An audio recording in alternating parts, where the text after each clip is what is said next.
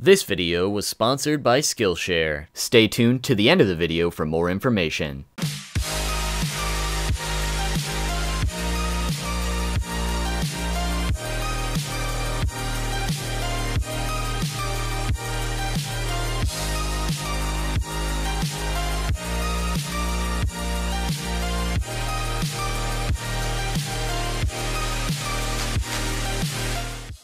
How's it going, everybody? Too Spooky here. In this video today, we're going to be counting down the top 10 Resurrección In Bleach. It's been quite a while since our last Bleach top 10, where we went over the top 10 Shikai in the series, and in that video we set a light goal to achieve another Bleach top 10 somewhere down the line. It took a little while, but that light goal was finally hit. And with the anime coming back sometime this year or next year, I knew it was finally time to make this one happen. On that note, once this video hits 15,000 likes, I will be making another Bleach top 10, that being the top 10 Quincy Vollständig abilities. So after giving this video a watch, if you end up enjoying it, make sure to destroy that like button so I can bring you that one in the future. Now, without further ado, beware of spoilers up to the Fullbring arc, excuse my awful pronunciation, and let's quickly go over the rules and stipulations I've put in place when it comes to my ranking of the top 10 Resurrección In Bleach. The first thing to note would be that this will be mainly ranking the Resurrección of Espada or other high-level Arrancar, as their releases are without a doubt the most powerful, most unique, and most useful for various combat situations. That said, it is not limited to only Espada or former Espada, and any individual with a Resurrección was considered while putting my ranking together. Though, as you can probably imagine, non-Espada releases will be very few and far between on the list. The second thing to note would be that this is not a ranking of the strongest Resurrección. Instead, I'm ranking them in terms of which I believe are the best overall. This does of course take their overall strength into consideration, but I'm also looking at any unique abilities included with the release, and how those abilities could potentially be used to defeat even those that would be considered the physically strongest. While unrelated to my placements, I'll additionally be giving each Resurrección's appearance a rating from 1 to 10, just to spice it up. The third thing to note is that in the mobile game, Bleach Brave Souls, the Espada were all given new second release forms, or third release in Ukiura's case. These new forms were designed and approved by Kubo himself. However, they are only for the mobile game, and therefore will not be mentioned or considered for this top 10. The final thing to note will be that this is obviously my own personal opinion. Though to at least support each of my arguments in a semi-professional manner, I'll be backing up each of these opinions with facts from the series to support my arguments. So whether you agree or disagree, I hope you enjoy. And with that, be sure to tell me what your top 10 Resurrección would be and why in the comments down below. Now, without any more delay, let's begin with some honorable mentions. Like I stated in the rules, I did consider all of the Arrancar for this list, though outside of the Espada, not very many of them had impressive abilities. That said, there were a few stragglers that had potential, and I wanted to at least highlight them before we talked about the main list. Within the Espada or former Espada that didn't quite make the list, I wanted to highlight Arrancar and Neliel's Resurrección, as both showed considerable potential to be pretty good. Arrancar had the general ability to absorb the abilities, spiritual pressure, and appearances of anyone he consumed, and his release is basically combining all of the powers and abilities of those hollows he's consumed together. So theoretically, it could be really good, but that solely depends on the various powers and abilities of the hollows he's consumed. Obviously, in his case, he's eaten a frick ton, but even with over 30,000 hollows and all their abilities and power combined, he was defeated by Rukia instantly after releasing. So, as good as it sounds on paper, if you can get one shot by Rukia of all characters, it kind of really sucks. Plus, since this release requires the abilities of others to even function, and all that stockpiling can still get taken down by a character who was once bodied by a regular hollow, it's pointless to actually rank it, and instead, it just gets an honorable mention. And with Neliel being the former third Espada, I can only hypothesize that her release form probably has an extreme amount of power behind it. However, other than looking like a badass centaur lady, all we really saw her do in that form was throw her lance. And with just that, it's hard to accurately rank her Resurrección based on so little, so I decided it couldn't make it any further than the honorable mentions as a result. After that, within the Privaron Espada, Cirucci's Resurrección had a lot of potential, with its ability to vibrate its wings to such high frequencies that they could block most attacks, and also make them strong enough to cut through basically any solid object. It's just unfortunate she was subjected to Kubo's Udiyu problem, aka, let me show off this new Quincy tool real quick that conveniently will solve whatever problem I'm facing. Although I feel this ability is really unique and underrated, it doesn't really hold a candle to any of the other releases that did make the list, leaving it as an honorable mention. After that, within the various Fracción, the only Resurrección that really stood out to me was Abirama's. There were a lot that were somewhat cool or could at the very least be mentioned for their standout techniques, but honestly they are all severely undermined by every Espada's release going forward. Abirama's release, however, turns him into a bird person, giving him the ability to fly. I'm sorry, what? Everyone in Bleach can already fly? But I thought Ichigo needed that special tool to fly. Oh, they completely forgot about that? Well, what the hell? Why did I even consider this guy? Oh, right.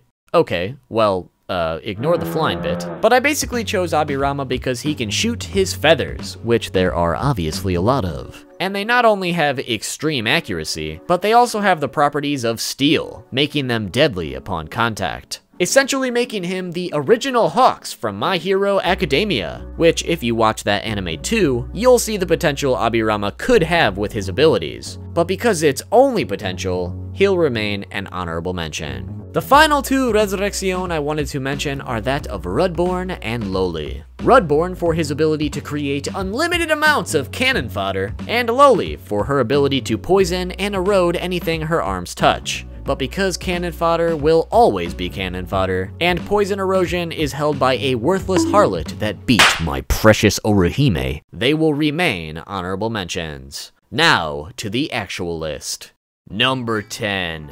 Pantera. This Resurrección is possessed by Grimmjow Jaggerjack. Pantera allows Grimmjow to transform into a panther-like form that generally increases his speed, strength, endurance, and defensive capabilities. In addition to boosting his overall stats, it also gives him a couple of unique abilities or techniques, those being Gada de la Pantera, which is where Grimmjow can fire up to 5 sharp bombs from his elbow. These bombs can seemingly be fired as often as Grimmjow wants, though he does take a few seconds of preparation to actually do it. A single one of these bombs was strong enough to destroy an entire gigantic column. But at the same time, Ichigo was able to take 5 of these into his back at once, and continue fighting. Grimmjow's other technique being Desgadan, which is where he creates large glowing claws that act as projectiles he can toss at his enemies. Grimmjow noted this to be his strongest technique. However, unfortunately we never got to see the extent of what these claws could do to an opponent, as Ichigo was able to shatter them before they could do any damage. Right off the bat, I'm probably going to get a lot of flack from some of you, as Grimmjow is obviously a very popular character, which means giving him any criticism is kind of a no-no. But as far as his Resurrección goes, it's kind of basic compared to all the others that will appear on this list. I don't think it's bad by any means. In fact, I think it's generally quite decent and well balanced. But it's just lacking a lot when it comes to anything that really impresses me or stands out. The overall stat boost is obviously a given, but what helps it actually make the list and stand out from many of the others is its projectile attacks, even if one of those attacks was never really given its time to shine. Although speed and close combat is generally what's most important in Bleach's battles, being able to send a powerful ranged attack at your enemy has proven to be a crucial factor within a lot of the more high-intensity fights. And because Grimmjow possesses some ranged attacks with his release, it pushes it just enough for me to believe it is one of the best, even if it's the worst of the best at number 10. The other factor that holds it down for me personally would be the addition of his forearm blades, as that requires Grimmjow to get even more up close and personal to really shine in battle. But again, overall it's very well rounded, and with the addition of ranged attacks, I think it deserves a spot on the list of the best. When it comes to the unique look of Grimmjow's release, I'm giving it an 8 out of 10, as I do think it has one of the coolest looking designs and it meshes very well with his personality. However, I do think it borders a little too closely to furry material, and that's what costed a few points in my book.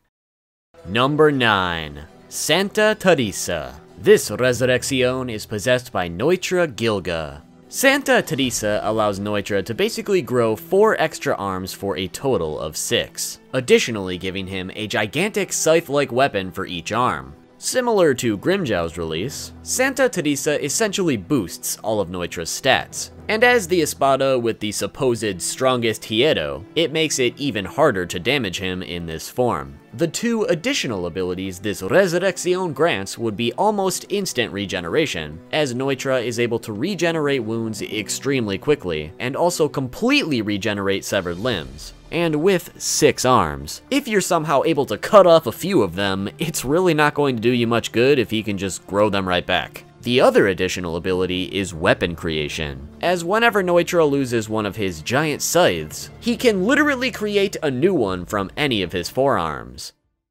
My main reason for placing this one at number 9 on the list is because I feel it's a bit underrated, but also not impressive enough to place it any higher up. Just comparing it to our previous entry with Grimmjow, Santa Teresa is essentially just Pantera, but way better. Obviously they aren't the same thing, but this release severely outclasses Grimmjow's in my opinion. What Grimmjow has in speed, Neutra makes up for in defense, strength, and regeneration, to the point where even a monster like Kenpachi needed a few extra minutes to actually damage him. And while legitimate power scaling in Bleach is kind of pointless because of how all over the place it is, I think it's fair to say Neutra was able to hold his own against Kenpachi for the majority of their fight. Obviously not having the upper hand, but even just being able to combat that monster successfully is impressive in its own right. In the previous entry, I praised Grimmjow for having possession of a ranged ability, which made his otherwise underwhelming release more worthy in my eyes. But with Neutra, this release very much solidifies him as a very close-range fighter, therefore making him lack in the range department. That said,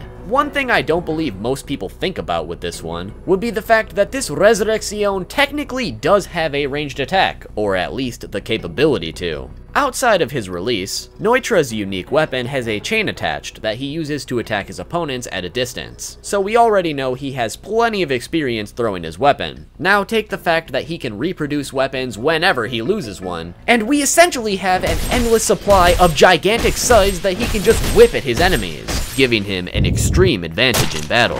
As at close range, he's an absolute tank, with multiple arms to combat many opponents at once, and any injuries he might endure will only keep healing instantaneously. And then at range, he can cleave people in half by throwing his weapons, or at the very least keep them from getting any closer. Overall, making me believe that this release is a lot better than most people give it credit for, and therefore worthy of being called one of the best at number 9. However, it still doesn't quite hold a candle to the rest we'll be talking about. When it comes to the unique look of Neutra's release, I'm giving it a 9 out of 10, as I personally really love Neutra's design from the start, and I think his release form only further adds to his menacing, creepy bug look that Kubo was going for. Number 8. Tibudan.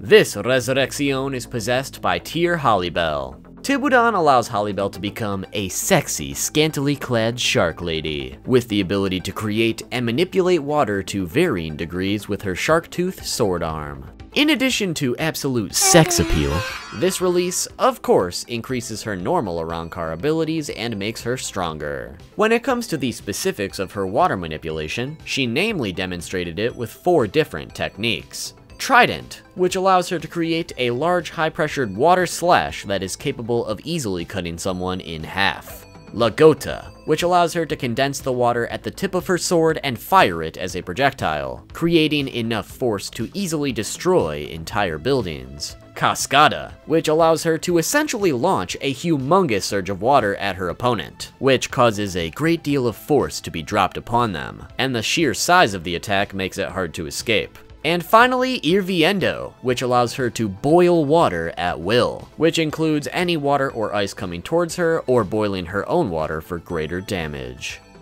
The main reason I feel Tiburon deserves to be on the list is because water manipulation at any level can be a very dangerous technique. As for instance, pressurized water by itself can become sharper than any blade, but add on the ability to boil it, create endless amounts of it, or even manipulate it outside of her own body, and you've got some deadly waterbending on your hands. I've already explained the importance of projectiles, so I won't repeat it, but add on the fact that these projectiles can not only be extremely powerful, but also extremely precise and sharp. And considering this water can be created and projected almost instantaneously, it would be hard for any competent fighter to best it, especially those that need to fight at close range. Boiling water by itself is also something you don't want to mess with. Todoroki can explain to you exactly why that is. In addition to those insanely useful abilities, as the third Espada, we can only assume how much physically stronger Harribel became with this release, making it a deadly Resurrección to go up against, no matter who you are.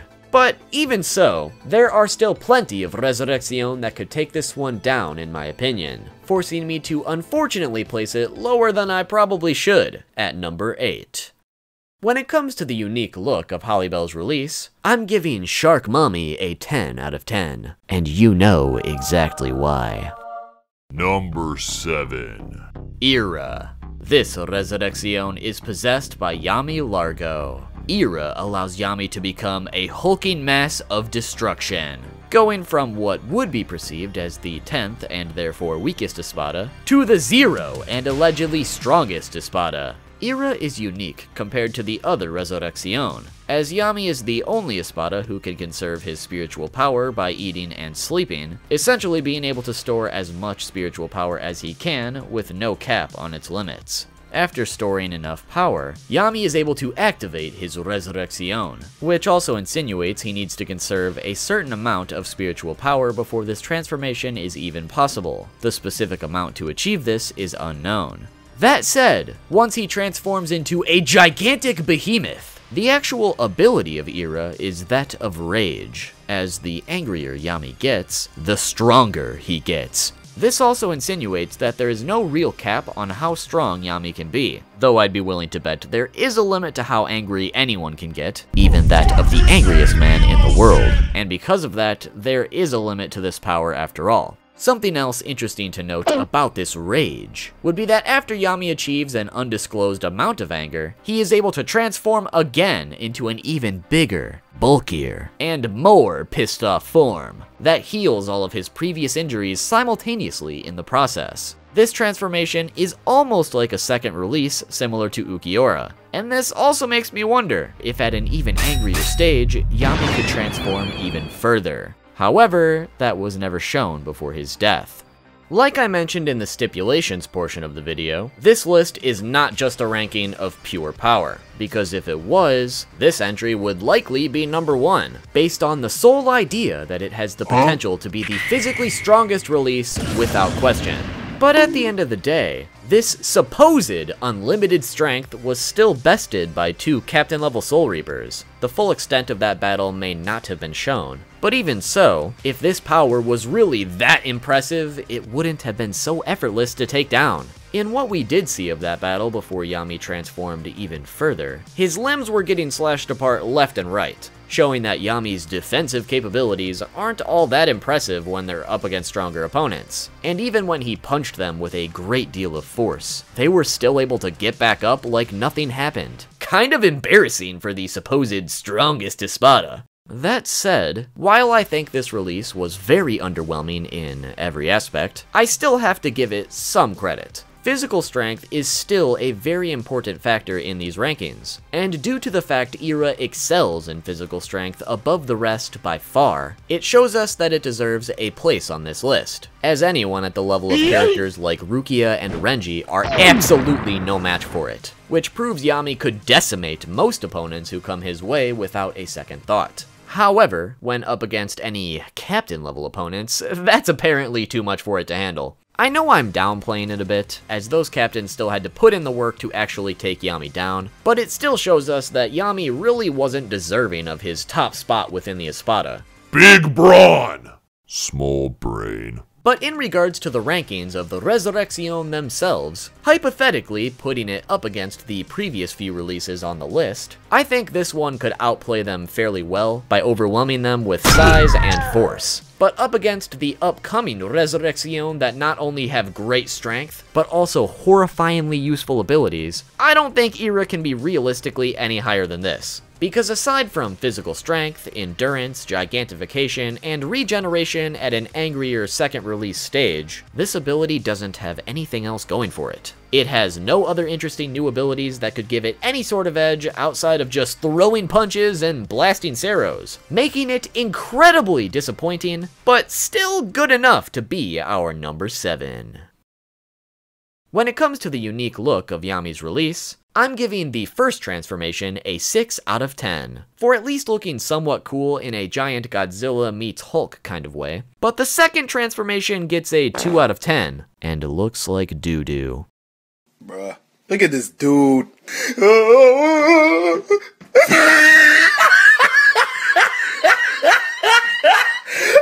at the top of his head. Look at his lips.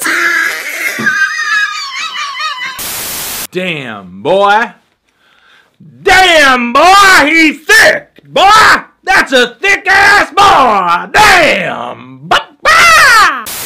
Number 6. Suzumushi Hayukushiki Grillar Grillo. This Resurrección is possessed by Kaname Tosen. Our first and only non-Espada on the list, and also the only Soul Reaper who was able to obtain a Resurrección. Grillar Grillo transforms Tosen into a gigantic, fly, hollow-looking thing. Its main ability is that of further enhancing his already existing sound-related abilities. One technique he was able to show being Los NUEVE ASPECTOS, which is where he draws a circle in the air that then turns into a destructive sonic boom that deals unprecedented damage to whatever it strikes, namely being able to take down Komamura's Bankai in one hit. This Resurrección additionally makes Tosen significantly stronger than he was before, as in this form he was able to catch the gigantic sword from Komamura's Bankai and also crack it just by clenching his fist. The final notable ability this release grants is instantaneous regeneration, though this proved to be worthless against a fatal blow. I'll keep this one short and simple, as we really didn't get to see the full extent of this release, because Tosen was killed shortly after initially releasing it. We already know that massive strength and instantaneous regeneration is a big plus in my book, so in addition to those, the main reason I believe this ability is so much better than the previous ones is simply because of its main ability to manipulate sound at a destructive level. Bleach has shown us the horrors of having our senses manipulated, but what makes Tosen's release so terrifying is that it can theoretically take down most opponents he'd come across if he just used it correctly. Basically anyone Tosen would ever come across would probably have ears, and with the ability to create a sonic boom that can one-shot a giant, imagine if he used that ability right up against someone's ear. That person is not only going to be deaf for the rest of their life, but they're also likely going to be fucking dead from the sheer force of that sonic boom. It's enough to blow anyone's head clean off. And if, somehow, they managed to actually survive that, they'd be so disoriented from the inner ear damage that they'd probably completely lose their balance, all of their hearing, get confused, dizzy, or worse, to the point where they couldn't even fight back anymore, allowing Tosen to quickly finish them off. Sound manipulation is such an underrated and deadly ability, and if Tosen would have used it more effectively with his newfound sonic destruction, I believe this Resurrección should receive its well-deserved praise as one of the best, which is why I'm placing it among the best at number 6. That said, the best is yet to come. When it comes to the unique look of Tosen's release, I'm giving it a 1 out of 10. It's repulsive and ugly as hell. Number 5. Los Lobos. This Resurrección is possessed by Coyote Stark, and technically Lilynette Gingerbuck. Unlike other Arrancar, Stark and Lilynette are two halves of the same being. Therefore, when going into Resurrección, the two, once again, become one. Los Lobos essentially transforms Stark into a gunslinger, equipped with 2 pistols. Those pistols essentially being Lilynette herself, who can communicate telepathically with Stark. The ability of these pistols is that they allow him to fire his Cero in a controlled manner, whether that be firing an immensely powerful one, or firing somewhat weaker Cero at an extremely fast speed. These pistols allow him to have the ultimate range technique when it comes to Resurrección, which, as you already know, gives it big brownie points in my personal ranking. And it doesn't stop there. With the addition of his named technique, Cero Meltralta, Stark can fire up to 1000 Cero at once, making it borderline impossible to successfully dodge all of them. Stark can also willingly sacrifice these pistols to create a large pack of energy wolves. These wolves are similar to flames, in the fact that they can easily navigate through tight spaces, and if struck, they will instantly reform. The wolves' purpose is to hunt down whatever target Stark chooses, where they will then chase down, bite their target, and explode, creating a blast that is significantly stronger than any Cero, proven by the fact these wolves were able to instantly take down 2 captain-level targets with a single explosion.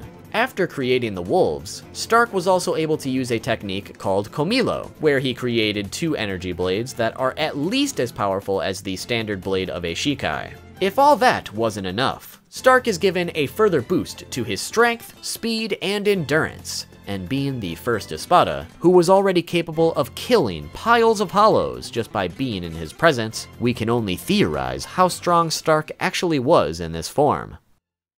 I've talked a lot about the importance of ranged attacks with these rankings, and with Stark being the poster child of ranged attacks, I can't help but have a little favoritism. Cero by themselves are something we haven't had to talk much about, because they aren't exclusive to Resurrección, but because Stark's release specializes in them, I think it's significant to note that technically all Arrancar who can perform a Cero have a ranged attack already, regardless of if they get a new ranged attack in their release. However, most Arrancar require some sort of preparation to actually fire a Cero successfully, and can therefore be prevented from doing so. But with Stark, who already has an extremely powerful Cero and can fire it instantaneously, being able to fire up to 1000 of them at the same time is kind of stupid broken in terms of destructive potential. It forces any close combat fighters to be constantly on the defensive. And if for some miracle they were actually able to dodge every Cero and get close enough to Stark to strike him, his extreme speed makes it questionable on if they could even land a hit. And even if they did, his defensive capabilities will likely prevent them from doing much damage. As for instance, when smacked full force with Tengumaru, he was barely even scratched. Additionally, he can surpass his already immensely strong Cero with heat-seeking, indestructible wolves, making it so you can't escape death when up against him.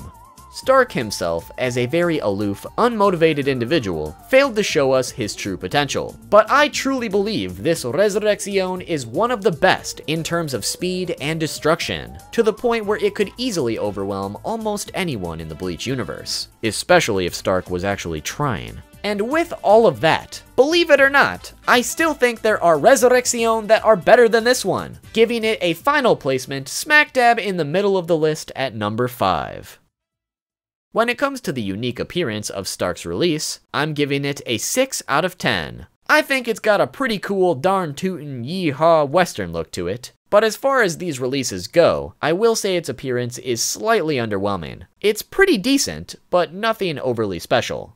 Number 4. Brujería. This Resurrección is possessed by Zombari Ruro. Brujería allows Zombari to transform into whatever the fuck that is. Zombari's release is completely centered around the concept of having a frick ton of eyes all over his body. 50 to be exact. Zombari is so woke, he didn't just open his third eye. Man said, "Let me open my 50th. All of which correspond directly with his special abilities, the main one being Amor. The simplest way to explain Amor would be that every single one of his eyes can fix their gaze independently, although each one is only able to focus on a single thing at once. Once an eye is focused on a specific object, the pupil dilates to signify it has done so, and it cannot focus on anything else once it has chosen an object, unless of course it wants to switch objects at a later time. The object in question will then have a symbol placed upon it. The real kicker is that whatever that eye is focused on is now completely under Zomari's control, and he can force that object to bend to his will and do whatever he likes. He mainly demonstrated this by taking over specific limbs of a person's body, forcing them to move outside of the owner's control. Though, an important thing to note is that if Zomari were to target someone's head, he would then be able to control that person's entire body against their will. This ability is also not limited to just living things, and can also be used on inanimate objects. Aside from this, Zomari also has a second ability called EMBRION, which is a defensive technique where Zomari's lower half transforms into a sphere that covers his entire body from attacks. And to prove its defensive capabilities, it should be noted that it was able to tank a full strike from Byakuya's Bankai, although Zomari was still slightly injured in the process. While using this ability, Zomari cannot use any of his eyes. The main reason why I believe this is such an overpowered release is not just because Zomari can completely control someone. Instead, it's due to the fact Zomari has the potential to control 50 things at once, to the point where there's almost no way to escape his gaze. With the ability to control so many things at once, so long as his eyesight is well trained and accurate, Zomari could single-handedly take control of an entire army. Or better yet, he could take control of some of the absolute strongest characters in the Bleach universe and force them to kill themselves, or kill each other, or kill others, which makes this release insanely underrated and insanely broken. Considering Zomari referred to himself as the fastest Espada, I also believe he would have the speed to successfully capture most enemies in his eyesight as well, so long as he was telling the truth about his speed, of course. A lot of people brushed Zomari and his abilities off because he was a lower ranking Espada, and quickly defeated by Byakuya. But just looking at the previous Resurrección on the list, I think in a battle to the death, Zomari would come out on top against almost all of them by taking control of their body and just having them kill themselves. At least most of the time, assuming they couldn't get to him first. Which is reason enough for me to believe it deserves a much higher spot on the list than you'd probably expect going into this. However, the main reason why absolute body control isn't higher than this is because there are better releases to still be seen. And I do admit, although this ability is really good, it still has its fair share of flaws. For instance, this ability is fundamentally similar enough to Kido, to the point where Kido could block his eyesight by putting up a wall, and things like a blinding light could prevent his eyes from being able to fix their gaze. So all in all, this Resurrección has one of the most underrated and scary abilities to be seen, to the point where its general lack in physical power is completely void, because Zomari has the potential to take someone else's physical power for his own. But even with the ability to take on almost any enemy and turn them against themselves or worse, there are still enough flaws to prevent it from going any higher, leaving it at number 4. When it comes to the unique appearance of Zomari's release, I'm giving it a 3 out of 10. It honestly makes him look like a clown, like a bona fide circus freak. It's just really unappealing and ugly. But like I said earlier, this dude was high-key the wokest man in the galaxy at one point. And regardless of how dumb it makes him look, I think we all need to respect him for the drip.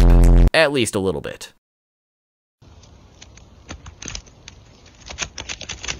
Sir,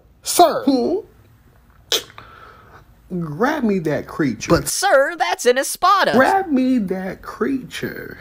Number 3. Murcielago. This Resurrección is possessed by Ulquiorra Cipher. Murcielago allows Ulquiorra to become Batman. Immensely increasing his physical strength, speed, defense, endurance, and also granting him a spiffy new black arrow and an energy saber he can throw at people or use as a close-ranged weapon. Doesn't sound too special compared to everything else we've previously talked about, right?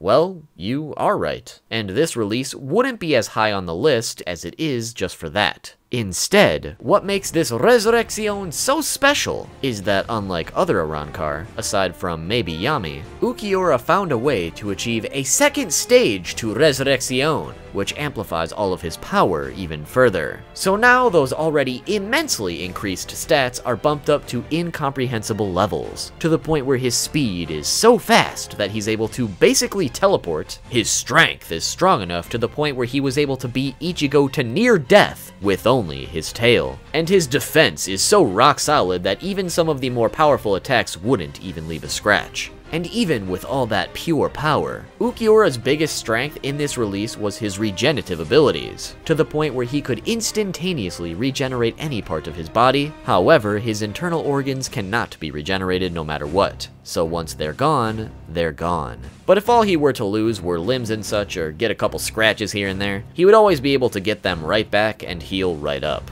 And even after losing some internal organs, he was still able to regenerate normally, but after losing too many, he will simply fade to dust. That energy saber we briefly mentioned earlier is also immensely upgraded, now called Lanza del Relampago. These energy sabers can be used as a close-range weapon that basically disintegrates any body part they touch, or they can be thrown as a ranged weapon to create massive explosions that clearly outclass even the Black Sero. Ulquiorra can create as many of these as he likes and use them as often as possible, though it's been noted by Ulquiorra himself that he can't throw them too close to himself, or he could end up accidentally killing himself from the immense blast they create, truly demonstrating their destructive power.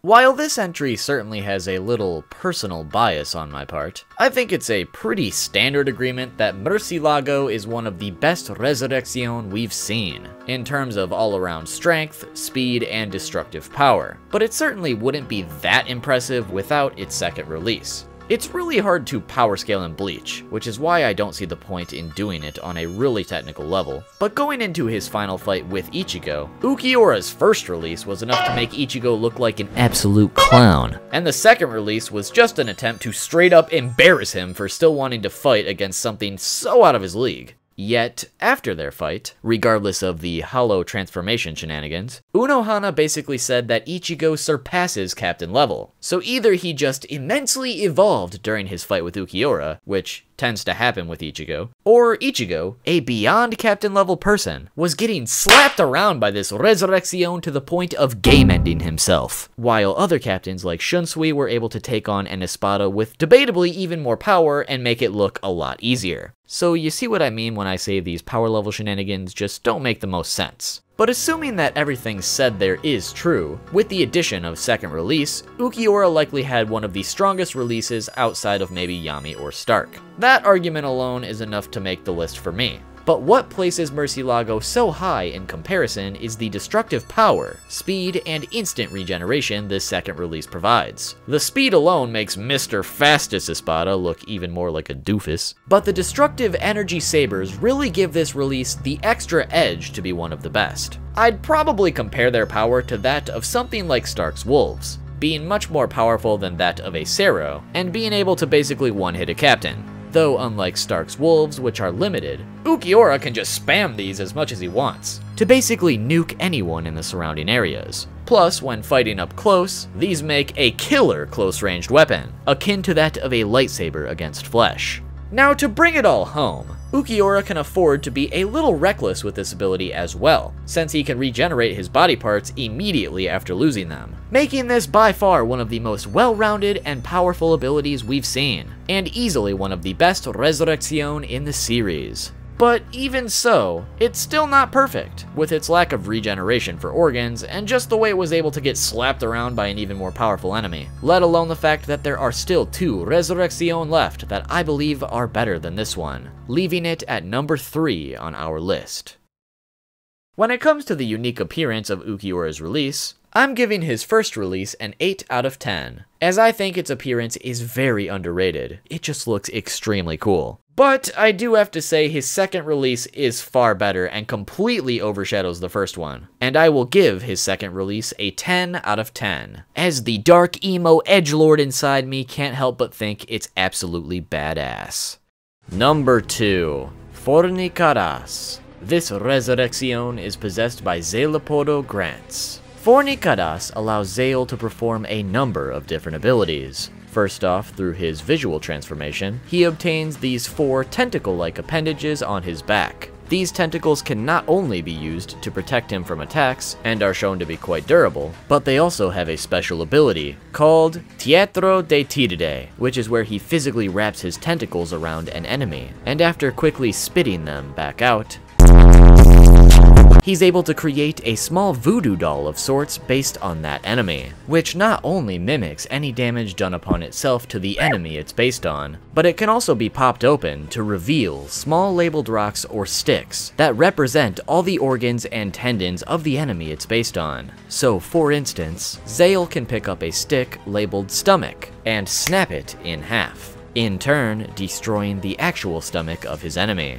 Zale is also granted the ability to exert an enormous amount of black liquid from his back. However, this black liquid is far from normal, because if even a drop of this liquid touches his opponent, it will create a complete copy of them. These copies appear to follow Zale's commands, or at the very least, they act independently with the goal of fighting Zale's enemies. The scary part of these copies is that they get all the same abilities of the person they're cloned off of, and if you were to defeat one of these clones, they would simply break apart and multiply, creating a seemingly endless number of them until you are simply overwhelmed and killed. Zale is able to slightly alter their appearances at will, and is also able to completely disperse them whenever he chooses. Outside of Zale dispersing them himself, a way to defeat them completely was never shown.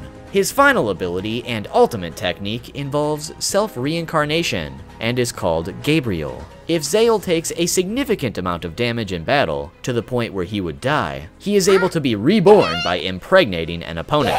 Similar to the xenomorphs in the movie Alien, he is able to place a portion of himself inside the enemy through physical contact, and that portion inside the enemy will then feed on their insides and bodily fluids until he's completely regrown, where a new Zale will then leave the victim's body, almost always killing them in the process. The final ability of this release is if Zale is ever consumed by an enemy, he is able to completely liquefy himself inside the being that consumed him and take complete control over its nervous system. Zale isn't one of the strongest Espada by far, and unlike the other Resurrección, he doesn't appear to get some huge stat boost upon release. Instead, he gets some of the most frighteningly devastating abilities in the entire series, that are so good in fact, that I believe this is one of the best releases we've seen. I've already explained what each of these crazy abilities are, so I won't dwell on them too much, but I at least need to explain my opinion on why I believe these abilities are so broken.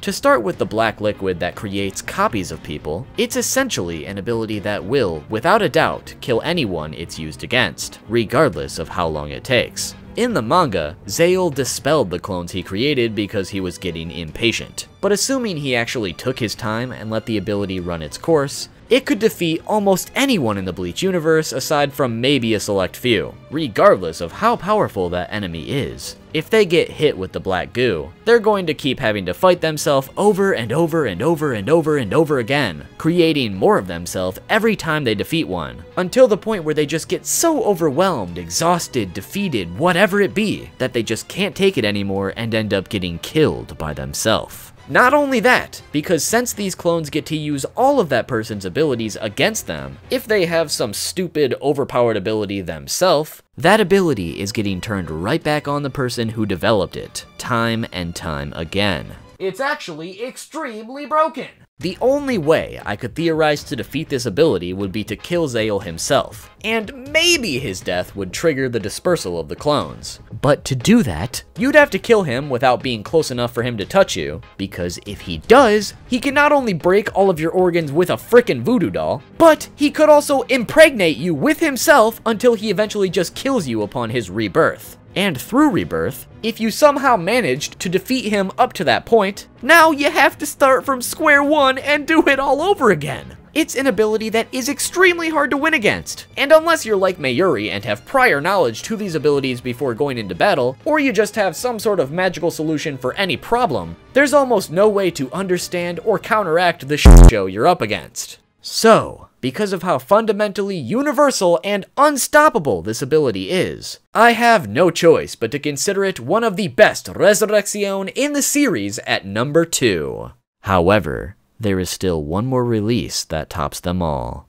When it comes to the unique appearance of Zael's release, I'm giving it an 8 out of 10. In general, I think it's not the most visually appealing, and in fact looks kind of slimy and gross, but that said, it has this odd, otherworldly charm to it that fits very well with Zael's twisted personality, and actually looks pretty cool in a rockstar Marilyn Manson kind of way. Now the moment you've all been waiting for, number 1, Arrogante. This Resurrección is possessed by Baragon Louisenbaran.